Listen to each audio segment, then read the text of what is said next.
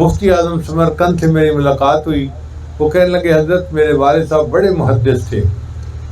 جب رشیا میں انقلاب آیا تو رشین کمیونسٹ جو تھے یہ چن چن کے علماء کو ختم کرتے تھے. بہانے سے علماء کو پھانسی دے دیتے تھے، گولی مار دیتے تھے، مار دیتے تھے. تو میرے والد صاحب نے اپنے آپ کو بچانے کے لیے زمین میں ہل چلانے شروع کر دیے.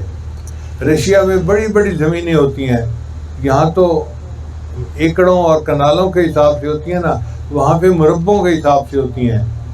مربوں کے مربے، کاٹن لگی ہوئی ہے، گندم لگی ہوئی ہے، فلاں لگی ہوئی ہے. تو میرے والد صاحب جو تھے انہوں نے ٹریکٹر چلانا شروع کر دیا. سارا دن زمین میں ہل چلاتے رہتے، حتیٰ کہ لوگوں میں مشہور ہو گیا کہ یہ ایک دہقان ہے، ایک دیہاتی ہے جس کو ٹریکٹر چلانے کا بڑا شوق ہے. دن رات ٹریکٹر چلاتے رہتے. کہنے لگے سارا دن ٹریکٹر چلاتے چلاتے جب رات 12 بجے کا وقت ہوتا وہ ٹریکٹر کو بند کر کے گھر آتے تھے اور اس وقت وہ بیٹھ کر مجھے بخاری شریف پڑھایا کرتے تھے. میں نے اپنے والد سے سبقاً بخاری شریف اس دور میں پڑھی ہے.